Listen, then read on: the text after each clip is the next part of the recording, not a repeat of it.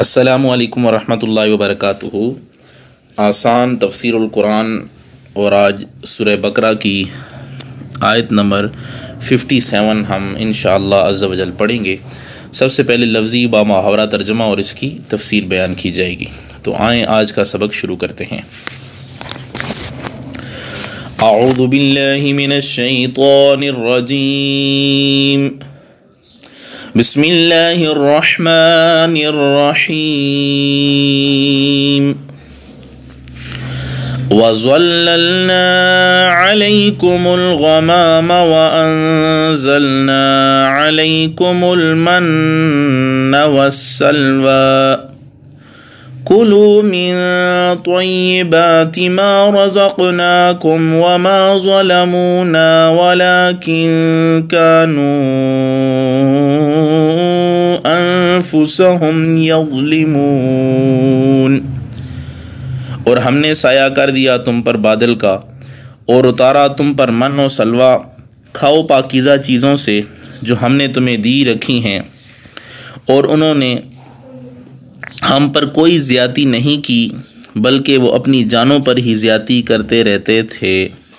وَظَلَّلْنَا، اور ہم نے سایہ کر دیا، علیکم تم پر، الغمامہ بادل کا، وَأَنزَلْنَا، اور ہم نے اتارا، علیکم تم پر، المن من، والسلوى اور سلوہ، کلو کھاؤ، من سے، طیباتی پاکیزہ چیزوں میں سے، ماں جو رزقناکم ہم نے تمہیں دے رکھی ہیں، اور ما ظلمونا ہم نے ان پر کوئی زیادتی نہیں کی، ولیکن بلکہ، کانو وہ تھے، انفسہم اپنی جانوں پر، یظلمون زیادتی کرتے رہتے تھے۔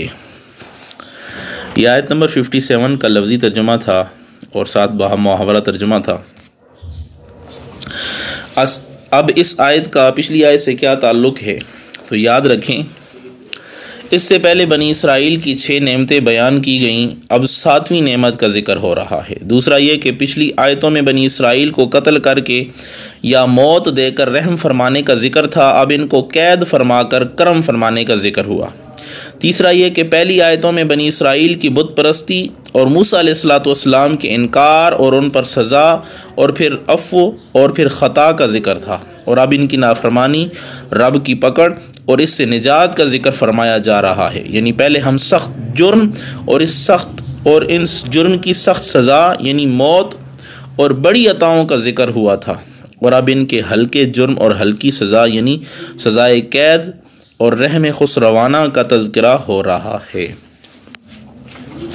اب اگر اس آیہ مبارکہ کو دیکھا جائے، بنی اسرائیل کا اصل وطن ملک شام تھا، اور یوسف علیہ السلام کے دور میں یہ لوگ مصر آ کر آباد ہو گئے۔ وہاں پر ان پر مختلف حالات گزرے، فرعون کی غلامی میں رہنا اور ان کے مظالم کو برداشت کرنے کا دور بھی مصر میں ہی ان پر آیا۔ آخرکار اللہ تعالیٰ نے موسیٰ علیہ السلام کے ذریعے ان کو نجات عطا فرمائی اور فرعون کو غرق کر دیا۔ اب بظاہر یہ لوگ پریشانیوں سے نکل کر اطمینان میں آ گئے۔ اس دوران ملک شام پر قوم عمالقہ قابض ہو چکی تھی اور انہوں نے وہاں اپنا تسلط جما لیا تھا۔ فرعون کے غرق ہونے کے بعد اللہ تعالیٰ نے بنی اسرائیل کو حکم دیا کہ تم اپنا وطن بنی عمالقہ سے آزاد کرواؤ اور وہاں جا کر مقیم ہو جاؤ۔ لیکن جب ان کو پتہ چلا کہ بنی عمالقہ تو بہت بڑے جسیم اور طاقتور لوگ ہیں، تو انہوں نے ان سے جنگ کرنے اور اپنے وطن کو آزاد کرنے سے انکار کر دیا، بلکہ موسیٰ علیہ السلام کو یہ لوگ کہنے لگے کہ فَاذْهَبْ أَنْتَ وَرَبُّكَ فَقَاتِلَا، کہ تم جاؤ اور تمہارا خدا جائے ان سے لڑو، ہم تو یہاں بیٹھے ہوئے ہیں۔ جب وہ قوم عمالقہ کی طاقت و قوت کا حال سن کر ڈر گئے اور جہاد سے منہ موڑ کر واپس لوٹ آئے، تو اللہ تعالیٰ نے ان کو اس جرم کی سزا دی کہ وہ اپنے گھروں تک واپس نہ پہنچ سکے اور 40 برس تک وادی طے میں حیران اور پریشان گھومتے رہے۔ طے مصر اور شام کے درمیان ایک وسیع اور کھلا میدان تھا، اور تا یا ہا اس کو کہتے ہیں طے، وادی طے۔ وادی طے کے معنی ہے حیرانی اور پریشانی، اور بنی اسرائیل اس میدان میں 40 سال تک انتہائی حیرانی اور پریشانی کے عالم میں سرگرداں رہے۔ اسی لیے اسے وادی تہ کہا جاتا ہے۔ اور بنی اسرائیل نے اپنے گھروں تک جانے کی فکر میں دن بھر سفر کرتے رہتے اور رات بھر سفر کرنے کے بعد صبح اپنے آپ کو وہیں پاتے جہاں سے گزشتہ صبح انہوں نے سفر کو شروع کیا ہوتا تھا، جس طرح کہ تفسیر قرطبی میں موجود ہے۔ اب یہاں پہ یہی آیت کریمہ جس کی وضاحت کی جا رہی ہے، اس میں نعمتوں کا ذکر ہے جن کا تعلق میدان طے سے ہے۔ حالانکہ میدان طے میں ان کو حیران و پریشان کرنے کی وجہ سے ان کی سرکشی تھی، اور اس وادی میں نہ کوئی سایہ دار درخت تھا اور نہ کوئی مکان تھا، نہ پینے کے لیے پانی تھا، نہ کھانے کے لیے کوئی چیز وہاں موجود تھی، روشنی وہاں نہیں تھی اور ضروریات زندگی وہاں حاصل نہیں تھیں۔ اب اس بے سر و سامانی اور غریب الوطنی کے حال میں موسیٰ علیہ السلام کی دعا سے ان کو سب سامان مہیا کر دیا گیا۔ اللہ تعالیٰ نے دھوپ سے بچاؤ اور سائے کے حصول کے لیے بادل بطور سائبان نازل فرما دیا، کھانے کے لیے من اور سلوہ بھیج دیا، تاریکی دور کرنے کے لیے عمودی شکل میں ایک روشنی ظاہر ہو جاتی تھی۔ اور لباس کے بارے میں اللہ تعالیٰ نے موسیٰ علیہ السلام کی اعجازی شان اس طرح ظاہر فرمائی کہ ان لوگوں کے کپڑے میلے ہوتے اور نہ ہی پھٹتے تھے، یعنی ان کے کپڑے نہ میلے ہوتے تھے نہ ہی پھٹتے تھے، اور ان کے بچوں کے جسم کے ساتھ بچوں کا لباس بھی بڑھتا رہتا تھا۔ موسیٰ علیہ السلام کا پتھر سے پانی نکالنے والا معجزہ بھی اسی میدان میں ظاہر ہوا، جس کا ذکر انشاءاللہ اگلی آیات میں آئے گا۔ آگے اللہ نے فرمایا وَظَلَّلْنَا عَلَيْكُمُ الْغَمَامَ، اللہ تعالیٰ نے ان کے لیے بادل کو مسخر فرما دیا جو ان کو سورج کے دھوپ سے بچانے کے لیے سایہ کرتا تھا۔ الغمام جمع غمامہ کی ہے، جس طرح صحابہ کی جمع صحاب ہے۔ ہر چیز جو ڈانپ دینے والی ہو اس پر غم کا اطلاق ہوتا ہے، اور بادلوں کو غمام کہا جاتا ہے کہ وہ آسمانوں کو ڈانپ لیتے ہیں، اور ڈانپی ہوئی چیز کو مغموم بھی کہا جاتا ہے۔ اور پھر جو شخص غم اور پریشانی میں ہو اسے بھی مغموم کہا جاتا ہے، کیونکہ اس کی عقل پر پردہ چھا جاتا ہے۔ علامہ سعدی رحمۃ اللہ تعالی علیہ نے بیان فرمایا ہے کہ ان پر بادل یا ان پر دن کو سفید ہلکے بادل چھا جاتے تھے جو دھوپ سے ان کو بچاتے، لیکن رات کو بادل چھٹ جاتے، چاند کی روشنی سے کوئی رکاوٹ نہیں ہوتی تھی۔ وَأَنزَلْنَا عَلَيْكُمُ الْمَنَّ وَالسَّلْوَىٰ، اب نازل کیا ہم نے ان پر من اور سلوہ۔ من کیا چیز تھی؟ اگرچہ اس پہ مختلف قول ہیں، صحیح قول یہی ہے من سے مراد ترنجبین ہے، جو ایک نفیس شیریں ذائقہ اور ایک نفیس یا میٹھا میٹھا جو ہے وہ ذائقہ دار مادہ تھا، جو شبنم کی طرح صبح کے وقت آسمان سے اترتا اور کثیر مقدار میں چھوٹے چھوٹے درختوں پر منجمد ہو جاتا تھا۔ جس طرح شبنم پتوں پہ گرتی ہے اس طرح وہ گر کے منجمد ہو جایا کرتا تھا۔ اور جب وہ کثیر مقدار میں کھا کر موٹے ہو گئے تو کہنے لگے موسیٰ علیہ السلام اس من کی مٹھاس نے تو ہمیں مار کر رکھ دیا ہے۔ موسیٰ علیہ السلام نے رب کے حضور دعا کی تو اللہ تعالیٰ نے ان پہ سلوہ نازل فرمایا۔ اب سلوہ کیا ہے؟ سلوہ کے بارے میں دو یا متعدد اقوال ہیں۔ صحیح یہی ہے کہ وہ بٹیر تھا، بعد نے کہا کہ وہ بنا ہوا اترتا تھا، اور بعد کا قول ہے کہ بکثرت زندہ پرندے ان کے پاس جمع ہو جاتے تھے، وہ انہیں زندہ پکڑ لیتے اور ذبح کرتے تھے۔ الغرض من اور سلوہ ان کی میٹھی اور نمکین غذائیں تھیں جنہیں وہ پیٹ بھر کر کھاتے تھے۔ من کو روٹی کے طور پر کھاتے اور سلوہ کو سالن کے طور پر کھاتے تھے۔ یہ ان پر کتنا بڑا انعام تھا، بغیر مشقت انہیں یہ انعامات میسر تھے۔ اب یہاں پہ ایک حدیث بھی سماعت فرمائیں۔ اللہ کے پیارے محبوب صلی اللہ تعالیٰ علیہ وآلہ وسلم نے فرمایا ہے، جس کو مسلم نے روایت کیا ہے کہ کمات اس میں من سے ہے، کمات مثلاً کھمبی وغیرہ یا مشروم جس کو کہتے ہیں، جو اللہ تعالیٰ نے بنی اسرائیل پر نازل فرمایا۔ اس کا پانی آنکھوں کے لیے شفا ہے، اور ایک روایت میں ہے اس من سے ہے جو اللہ تعالیٰ نے موسیٰ علیہ السلام پہ نازل فرمایا۔ کمات کیا ہے؟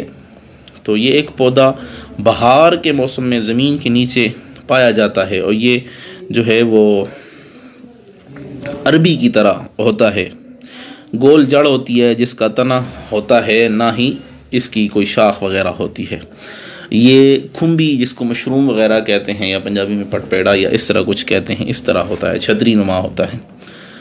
اب اس کو کماد کو من کہنے کی کیا وجہ ہے؟ تو کماد کو اللہ تعالیٰ نے بنی اسرائیل کے تہ کے میدان میں پیدا فرمایا، اور اس میں حضرت ابو ہریرہ کیا فرماتے ہیں اس کے بارے میں؟ آپ فرماتے ہیں آپ کا موقف یہ تھا کہ کماد کا پانی ہر حال میں بغیر کسی دوا کے ملانے کہ آنکھ کی تمام مریضوں یا تمام مرضوں کو شفا عطا فرما دیتا ہے. یعنی یہ جو کھمبی ہے اس کو اگر نچوڑ کر آنکھوں میں ڈالا جائے تو اس سے شفا ملتی ہے.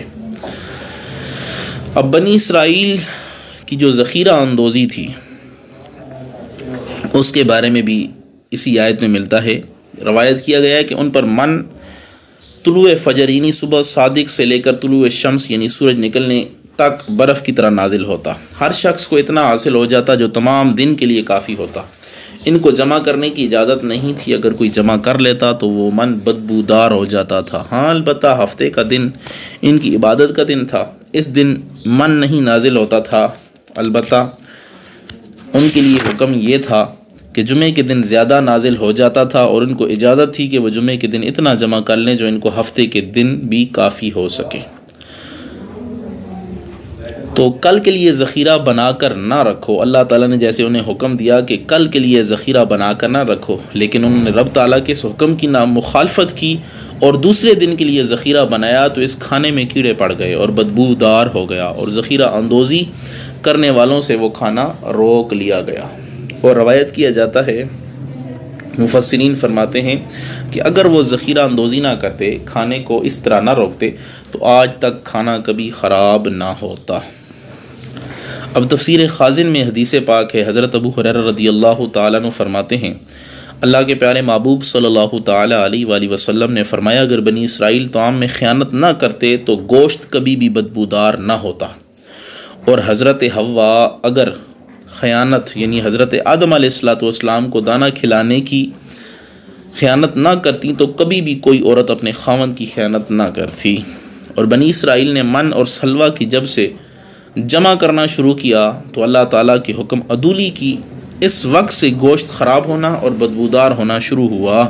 اور نہ پہلے کوئی گوشت کتنے بھی دن پڑا رہتا کبھی بھی خراب نہیں ہوتا تھا.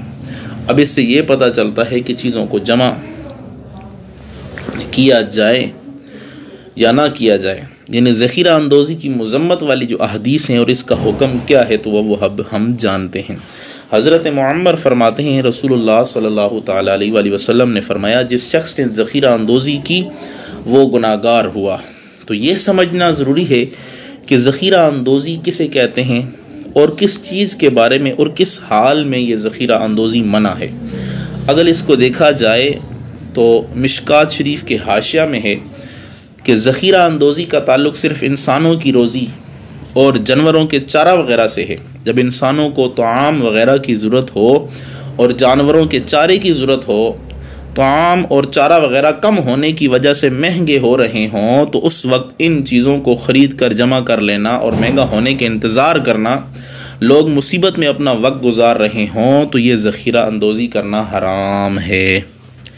اور اگر کسی آدمی نے اتحاد سے سستا غلہ خرید لیا یا شہر سے ہی خرید لیا، اس وقت اس کی قیمت کم تھی، اس نے وہ غلہ رکھ لیا کہ ابھی کچھ دنوں کے بعد ان چیزوں کی قیمتیں بڑھیں گی، لوگوں کو ان چیزوں کی کمی نہیں وافر مقدار مل رہی ہے، یہ ذخیرہ اندوزی جائز ہے.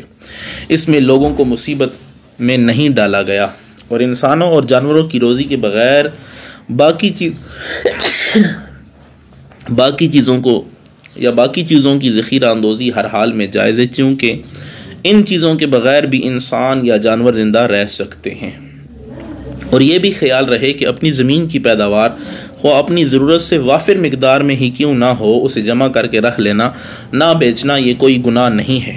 ہاں ضرورت مندوں پر بیچنا، مہنگا ہونے کا انتظار نہ کرنا ثواب ہے اور مہنگے ہونے کا انتظار کرنا یہ ثواب نہیں، گناہ ہے. اور لوگوں پر مہربانی ہے کہ انہیں جو ہے وہ سستے داموں بیچا جائے، مہنگے ہونے کا انتظار نہ کیا جائے.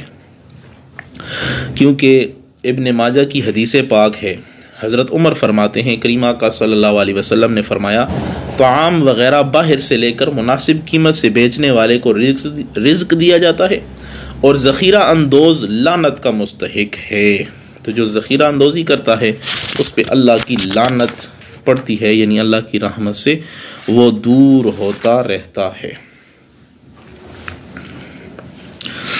اب یہاں اس سے یہ ہمیں پتہ چلا کہ جس چیز کی ضرورت ہو اس کو اپنے پاس، مثلا گندم کی ضرورت ہے اس کو اپنے پاس رکھ لینا، جمع کرے رکھنا، جب اس کی قیمت مہنگی ہو جائے پھر نکالنا، تو یہ ایسا کرنا حرام ہے۔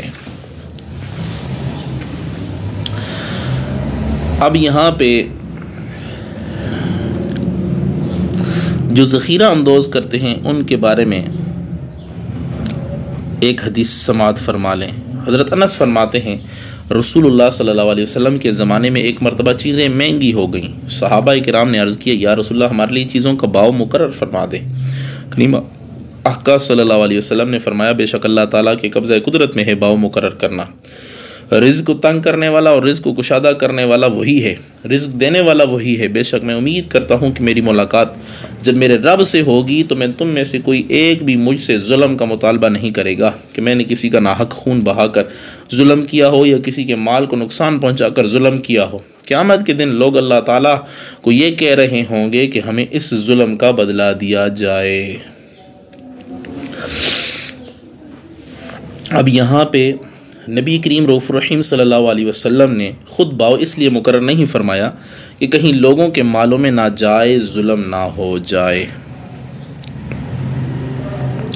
ایک اور حدیث پاک سماعت فرمائے، حضرت سیدنا عمر بن خطاب فرماتے ہیں رسول اللہ صلی اللہ علیہ وسلم نے فرمایا جو شخص مسلمانوں کے طعام کو ذخیرہ اندوزی کرے گا اللہ تعالیٰ اس پر کوڑ اور غربت کو مسلط کر دے گا۔ یعنی مقصد یہ ہے کہ اللہ تعالیٰ اس شخص کے بدن کو اور مال کو آزمائش میں مبتلا کرے گا اور برکت اور خیر ان سے اٹھ جائے گی۔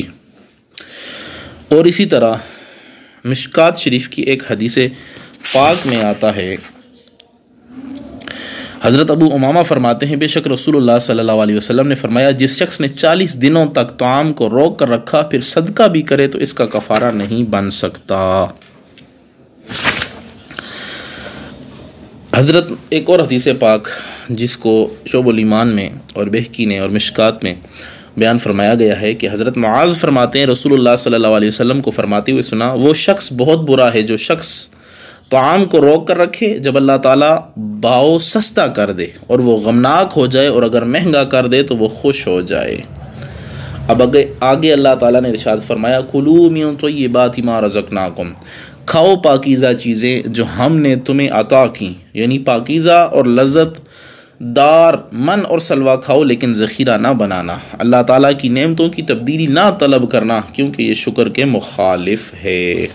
آگے اللہ نے فرمایا وَمَا ظَلَمُونَا، انہوں نے ہم پر ظلم نہیں کیا، انہوں نے ناشکری کی، ذخیرہ اندوزی کی، من و سلوہ کی تبدیلی کرنے کا مطالبہ کیا، ان نافرمانیوں کی وجہ سے وہ اللہ تعالیٰ کے انعام سے محروم ہو گئے، حالانکہ ان پر جو فیضان تھا اس میں ان کو کوئی مشقت نہیں اٹھانی پڑتی تھی اور نہ ہی اس کھانے کا ان سے کوئی حساب لیا جاتا، لیکن انہوں نے ناشکری سے اپنے آپ کو اس نعمت سے محروم کر دیا تو اللہ تعالیٰ نے فرمایا وَمَا ظَلَمُونَا وَلَكِنْ كَانُوا أَنفُسَهُمْ يَظْلِمُونَ، اور انہوں نے نہیں کیا ظلم ہم پر لیکن وہ اپنی جانوں پر ہی ظلم کرتے رہتے تھے۔ اب یہاں پہ حضرت جابر رضی اللہ تعالیٰ عنہ حضور اکرم صلی اللہ علیہ وسلم کا ایک معجزہ بیان فرماتے ہیں کہ ام مالک رضی اللہ تعالیٰ عنہا کریم آقا صلی اللہ علیہ وسلم کو چمڑے کے ایک برتن میں گھی بطور ہدیہ دیا کرتی تھیں۔ ان کے بیٹے جب ان کے پاس آ کر مطالبہ کرتے تھے کوئی چیز دیں جس سے روٹی کھائیں اور کوئی چیز نہ ہوتی تھی تو وہ اس برتن کے پاس آتی جس میں کریم آقا صلی اللہ علیہ وسلم کو گھی بطور ہدیہ دیا کرتی تھیں۔ اس برتن میں ان کو گھی میسر ہوتا تھا، وہی اپنے بچوں کو دے دیتی تھیں جس سے ملا کر وہ روٹی کھا لیتے تھے اور یہ سلسلہ کافی دیر تک چلتا رہا۔ ایک مرتبہ انہوں نے برتن کو نچوڑ لیا تو وہ گھی حاصل ہونا بھی ختم ہو گیا۔ وہ کریم آقا صلی اللہ علیہ وسلم کی خدمت میں حاضر ہوئیں تو آپ نے فرمایا کیا تم نے اس برتن کو نچوڑ لیا تھا؟ انہوں نے عرض کیا ہاں یا رسول اللہ۔ آپ نے فرمایا تم نے اس برتن کو نچوڑ لیا، اگر تم اسی طرح چھوڑتی یعنی نہ چھوڑتی تو ہمیشہ تمہیں گھی میسر ہونے کا یہ سلسلہ اس سے قائم رہتا۔ دوسری حدیث پاک میں ہے، اب یہاں پہ یہ حدیثوں کو پورے دھیان سے سنیے گا اور اس کا جو نتیجہ ہے اس کو بھی دھیان سے سنیے گا۔ حضرت جابر فرماتے ہیں ایک شخص کریم آقا کی صلی اللہ علیہ وسلم کی خدمت میں حاضر ہوا تو عام طلب کیا تو کریم آقا صلی اللہ علیہ وسلم نے اسے نصف وسق یعنی 120 کلو تقریباً جو دیے۔ وہ شخص اور ان کی زوجہ اور ان دونوں کے مہمان کھاتے رہے، یہاں تک کہ ایک دن انہوں نے ان کو کیل کر لیا یعنی ماپ لیا۔ وہ صحابی کریم آقا صلی اللہ علیہ وسلم کی خدمت میں حاضر ہوئے تو آپ نے فرمایا اگر تم ان جو کے دانوں کا کیل نہ کرتے، ان کو ماپ نہ کرتے تو وہ ہمیشہ کے لیے قائم رہتے اور تم کھاتے رہتے، وہ کبھی ختم نہ ہوتے۔ ان دونوں حدیثوں کے متعلق علامہ نووی رحمۃ اللہ تعالی علیہ فرماتے ہیں اس عورت کے برتن کو نچوڑنے اور اس شخص کے کیل کرنے سے اللہ تعالیٰ کے رزق عطا کرنے پر توکل اور تسلیم اٹھ گئے۔ اپنی تدبیر کو درمیان میں داخل انداز کر دیا گیا تو تمام امور کو اللہ تعالیٰ کی طرف سپرد کرنا تھا۔ اسی کی عطا کردہ قوت سے کسی چیز کا حصول ہوتا ہے اور وہی کسی چیز کو دور کرے تو وہ چیز دور ہوتی ہے۔ لیکن انسان جب اپنے آپ کو یا اپنے آپ پر بھروسہ کر لے اور یہ کوشش کرے کہ میں اللہ تعالیٰ کے فضل اور اس کے حکم کے اسرار کا احاطہ کر سکتا ہوں، تو اس شخص کو بطور سزا اللہ تعالیٰ اپنے فضل اپنے کرم سے محروم کر دیتا ہے۔ ایک اور حدیث پاک سماعت فرمائیں۔ حضرت جابر فرماتے ہیں ہم غزوہ خندق کی کھدائی کر رہے تھے، اچانک ایک شدید چٹان آ گئی جس میں کوئی کدال وغیرہ اثر نہیں کر رہی تھی۔ صحابہ کرام کریم آقا صلی اللہ علیہ وسلم کی بارگاہ خدمت میں حاضر ہو کر عرض کرتے ہیں کہ یہ چٹان آ گئی ہے، ہم اس کو کدال بھی مار رہے ہیں لیکن یہ نہیں ٹوٹ رہے۔ آپ نے فرمایا میں خود اس خندق میں اترتا ہوں۔ آپ جب خندق میں اتر کر کھڑے ہوئے تو آپ کے پیٹ پر پتھر باندھا ہوا تھا۔ حضرت جابر کہتے ہیں ہم نے بھی 3 دنوں سے کچھ نہیں کھایا تھا۔ کریم آقا صلی اللہ علیہ وسلم نے کدال کو لیا، اس چٹان پہ مارا، ایک ہی ضرب سے وہ چٹان سخت پتھر یعنی ریت کی طرح ریزہ ریزہ ہو کر ٹوٹ گیا۔ میں اپنے گھر اپنی زوجہ کے پاس آیا، میں نے کہا تمہارے پاس کوئی چیز ہے؟ میں نے کہا کریم آقا صلی اللہ علیہ وسلم کو بہت بھوک ہے، آپ بہت بھوک میں مبتلا، میں نے ان کو دیکھا ہے۔ تو میری زوجہ نے ایک تھیلا نکالا جس میں 1 سا یعنی 4 کلو جو کے دانے تھے، اور ہمارا ایک بکری کا بچہ تھا جو 6 ماہ سے کم عمر کا تھا۔ میں نے بکری کے بچے کو ذبح کیا اور میری زوجہ نے جو کا آٹا بنایا، یہاں تک کہ ہم نے گوشت کو ہنڈیا میں ڈالا۔ پھر میں نے کریم آقا صلی اللہ علیہ وسلم کی خدمت میں حاضر ہوا، میں نے آپ سے آہستہ کان میں عرض کیا یا رسول اللہ، ہم نے بکری کا ایک بچہ ذبح کیا اور 1 سا جو کا آٹا تیار کیا، آپ بھی آ جائیں اور آپ کے ساتھ کچھ اور حضرات بھی جن کو یہ کھانا پورا ہو سکے آ جائیں۔ کریم آقا صلی اللہ علیہ وسلم نے بلند آواز سے اعلان فرمایا اے اہل خندق، بے شک جابر نے دعوت کی ہے، سب جلدی جلدی چلو۔ کریم آقا صلی اللہ علیہ وسلم نے فرمایا اپنی ہنڈیا کو چولہے سے نہ اتارنا اور اپنے آٹے سے روٹیاں نہ پکانا یہاں تک کہ میں آ جاؤں۔ کریم آقا صلی اللہ علیہ وسلم کی تشریف آوری میں جب ہوئی اور آپ اس آٹے کے پاس آئے، آپ نے اس میں اپنا لعاب دہن ڈالا، برکت کی دعا کی۔ پھر آپ ہنڈیا کے پاس آئے، اس میں اپنا لعاب دہن ڈالا، برکت کی دعا بھی کی۔ پھر آپ نے حضرت جابر کی زوجہ کو فرمایا روٹی پکانے والی کو کوئی اور بھی بلا لو جو تمہارے ساتھ مل کر روٹی پکائے، اور ہنڈیا سے گوشت پیالوں میں ڈالو لیکن ہنڈیا کو نہ اتارو۔ صحابہ اکرام 1000 کی تعداد میں تھے۔ قسم ہے اللہ تعالیٰ کی، تمام سیر ہو کر کھا کر چلے گئے، کھانا بقیہ چھوڑ کر چلے گئے۔ بے شک ہماری ہنڈیا اسی طرح جوش مار رہی تھی، بے شک ہمارے آٹے سے روٹیاں پک رہی تھیں، آٹا اسی طرح موجود تھا۔ اب حدیث پاک کی وضاحت سماعت فرمائیں۔ کریم آقا صلی اللہ علیہ وسلم اور صحابہ کرام نے بہت مشکل یا بہت مشکلات برداشت کی، 3 دن تک سیر ہو کر کھانا نہیں کھایا، بلکہ مدینہ طیبہ میں 3 دن تک 2 وقت سیر ہو کر گندم کی روٹی کھانا کریم آقا صلی اللہ علیہ وسلم سے ثابت نہیں ہے۔ آج بات پر جو حالات جب یہ پوچھتے ہیں کہ یہاں دعائے نبی یا دعا کریم آقا صلی اللہ علیہ وسلم نے کی تھی، یہ کام کریم آقا صلی اللہ علیہ وسلم نے سر انجام دیا تھا، مجھے تو ان جہلا کی قسمت پر بڑا افسوس ہوتا ہے کہ کتنے بدقسمت ہیں کہ ان کو علم کی ہوا بھی ابھی تک نہیں لگی۔ یہ تو پوچھتے ہیں کہ جنازے کے بعد نبی کریم نے دعا کی تھی، فرض نماز کے بعد کریم آقا صلی اللہ علیہ وسلم نے دعا فرمائی تھی، تمام نماز مکمل ہونے کے بعد اجتماعی دعا حضور علیہ الصلوۃ والسلام سے ثابت ہے، لیکن یہ کبھی نہیں پوچھتے کہ کریم آقا صلی اللہ علیہ وسلم نے ایک دن میں 3 وقت کھانا کھایا تھا، کیا آپ نے فاخرانہ لباس پہنا تھا، کیا آپ نے گاڑیوں پہ سفر کیا تھا، کیا آپ نے ہوائی جہاز پر سفر کیا تھا۔ اگر یہ کام نہیں کیے تھے تو ناجائز ہیں۔ یہ سوال نہیں کرتے، یہ کریں بھی تو کیوں کریں، ان چیزوں کو تو وہ ختم نہیں کر سکتے۔ ان کو ختم کرنے سے ان کے نخرے ختم ہو جاتے ہیں، وہ اپنا فاخرانہ انداز ختم کر دیں گے، تو یہ تو نہیں کر سکتے۔ بھوکے رہ کر کمزور ہو جائیں، یہ تو نہیں کر سکتے۔ سبحان اللہ، صرف نیکی کے کاموں سے روکنا، اور ان کا کام ہے سیدھے سادے عوام کو دھوکہ دینا، اور ان کا یہ وتیرہ بن چکا ہے کہ کوئی بھی اچھا کام ہے تو اس کے بارے میں یہ بات لے آتے ہیں کہ یہ شریعت میں اس طرح کریم آقا صلی اللہ علیہ وسلم نے کام کیا ہے۔ جب اس طرح کی بات آ جائے تو سمجھ لینا یہ جاہل عوام ہے۔ اب کریم آقا صلی اللہ علیہ وسلم کا عظیم معجزہ ظاہر ہوا کہ تمام صحابہ اکرام جس کو پتھر کو توڑنے سے عاجز آ گئے، جس پتھر کو توڑنے میں کوئی اعلیٰ کام نہیں کر رہا تھا، اس پتھر کو کدال کی صرف ایک ضرب سے ریت کی طرح ریزہ ریزہ کر دینا، یہ کریم آقا صلی اللہ علیہ وسلم کا ایک عظیم معجزہ تھا۔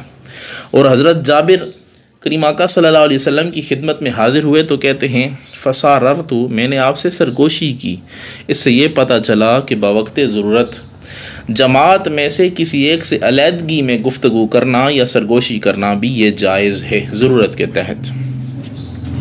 انہوں نے کریم آقا صلی اللہ علیہ وسلم کو بتایا کہ ہم نے 1 سا جو کا آٹا تیار کیا ہے، مقصد اس بتانے میں یہ تھا کہ بے شک یہ تھوڑی مقدار میں کھانا ہے، آپ کے اصحاب بہت کثیر ہیں، زیادہ ہیں، اس لیے آپ اتنے صحابہ کو ساتھ لے کر آئیں جن کو یہ کھانا کفایت کر جائے، پورا ہو جائے۔ کریم آقا صلی اللہ علیہ وسلم نے جب 1000 کی تعداد صحابہ کرام کو دعوت دی تو آپ کو یہ علم حاصل تھا کہ 4 کلو جو کا آٹا اور 1 بکری کے بچے کا گوشت ان تمام کو کفایت کر جائے گا، کیونکہ اس میں برکت آ جائے گی جو قلیل ہونے کے باوجود کثیر کو کفایت کرے گا، پورا ہو جائے گا۔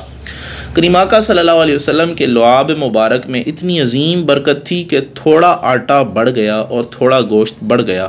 آج کل کے یہودیوں کے ایجنٹ جو ایڑی چوٹی کا زور لگا رہے ہیں اور یہ ثابت کرنے کی بھرپور کوشش کر رہے ہیں کہ کریم آقا صلی اللہ علیہ وسلم ایک عام انسان ہی تو تھے، معاذ اللہ، ان بےہودہ لوگوں میں سے یا ان بےہودہ لوگوں سے میں یہ پوچھنا چاہتا ہوں کہ تمہارے تھوک میں یہ کمال بھی ہے؟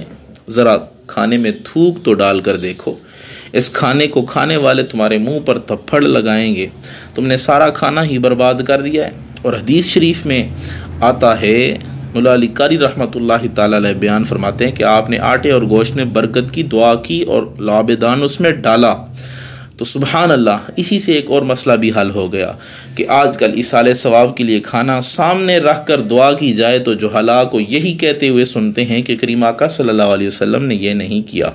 کاش کہ وہ حدیث کا مطالعہ کریں تو انہیں سمجھ آئے کہ کریم آقا صلی اللہ علیہ وسلم نے کھانا سامنے رکھ کر اس میں برکت کی دعا کی۔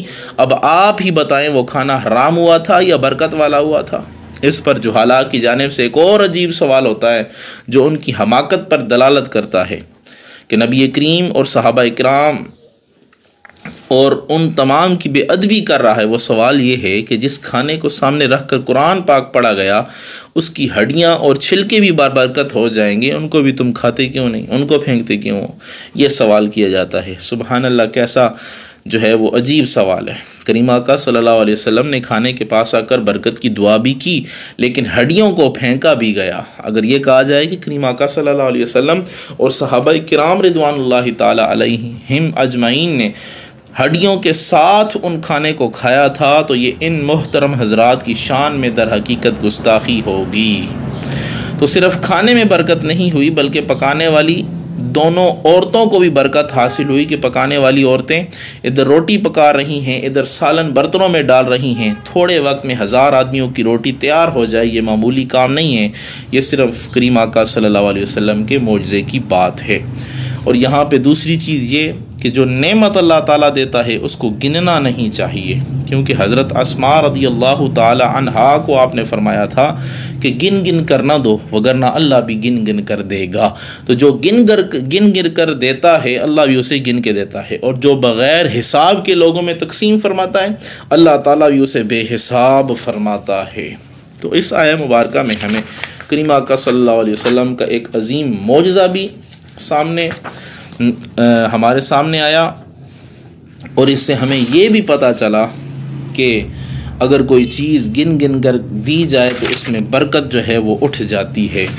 اب اس آیت مبارکہ سے ہمیں کیا فائدے حاصل ہوئے ہیں وہ جانتے ہیں۔ اس آیت سے چند فائدے حاصل ہوتے ہیں۔ پہلا یہ کہ نافرمانی سے عذاب الہی آتا ہے، جیسے کہ بنی اسرائیل نافرمانی کی وجہ سے قید کر دیے گئے۔ دوسرا یہ کہ جب اللہ تعالیٰ کسی کی طرف بھیجتا ہے تو ساتھ ہی اس کا، یعنی جب اللہ تعالیٰ کسی کی طرف کوئی مرض بھیجتا ہے، کوئی بیماری بھیجتا ہے، تو ساتھ علاج بھی اس کے ساتھ بھیج دیتا ہے، جیسے بنی اسرائیل میدان طے میں بادل اور ساتھ من و سلوہ اتارا۔ تیسرا فائدہ یہ کہ بے صبری سے نعمت چھن جاتی ہے، جیسے کہ بنی اسرائیل سے من و سلوہ کی نعمت چھن گئی۔ تو ہمیں یہ اس سے سبق ملتا ہے کہ ہم بے صبر نہ بنیں بلکہ صابر بنیں۔ چوتھا یہ کہ سڑا ہوا کھانا حرام نیز تندرستی کے لیے نقصان دہ ہے، کیونکہ سلوہ طیب یعنی حلال اور مرغوب چیز تھی، اور ان کی نافرمانی سے اسے غیر طیب بنا دیا گیا۔ تو مسئلہ سڑا ہوا طعام یا کھانا وغیرہ حرام ہے، لیکن سڑا ہوا دودھ اور تیل، گھی یہ حلال ہیں۔ پانچواں یہ کہ جو چیز آرام سے ملتی ہے اس کی قدر نہیں ہوتی، جیسا کہ بنی اسرائیل کو من اور سلوہ کی قدر نہ ہوئی۔ آج ہم کو دین کے مقابلے میں دنیا کی قدر زیادہ ہے، اور ہمارے بزرگوں کو دین کی قدر زیادہ تھی، کیونکہ دین انہوں نے کمایا تھا، اور دنیا ہم نے۔ ایک شخص قیمتی چادر سے اپنے پھٹے جوتے جاڑ رہا تھا۔ لوگوں نے کہا کہ یہ کیا؟ اس نے کہا جوتے میری اپنی کمائی کے ہیں اور چادر میرے باپ کی کمائی کی جو میں نے میراث سے پائی ہے۔ یہی حال ہمارا بھی ہے کہ دین ہم نے میراث میں پایا ہے، اس وجہ سے قدر نہیں، اور مال ہماری اپنی کمائی ہے، اس وجہ سے اس کی قدر کرتے ہیں۔ ساتواں فائدہ یہ ہے کہ مفت خورد یا جو مفت خور ہیں، مفتے جنہیں کہتے ہیں، مفتے یا مفت خور قوم میں اولوالعزمی غیرت جفاکشی نہیں رہتی، آرام طلبی آ جاتی ہے، سکون، یعنی وہ ہر وقت آرام کرنا چاہتے ہیں۔ فسق و فجور اور کاہلی ان کا شیوا ہو جاتا ہے، اس لیے وہ جفاکش قوم کا مقابلہ نہیں کر سکتے، اور آخر وہ ان کا شکار بن جاتی ہے۔ اس لیے اللہ تعالیٰ نے محنت سے رزق عطا فرماتا ہے اور محنت کرنے کا حکم بھی دیتا ہے، اور اسلام نے جفاکشی کا حکم دیا، یعنی ہر وقت جو ہے وہ محنت کرو، ہمیشہ آرام طلب امیر قوم جفاکش قوم کی غلام بن جاتی ہے۔ اس وجہ سے مسلمانوں کو اس سے نشان عبرت حاصل کرنا چاہیے کہ ہر وقت اللہ کی بارگاہ میں محنت کر کے جو ہے وہ رزق طلب کریں، محنت کر کے دین حاصل کریں۔ اللہ سے دعا ہے اللہ تعالی ہم سب کو اس آیت کی سمجھ عطا فرمائے، آمین۔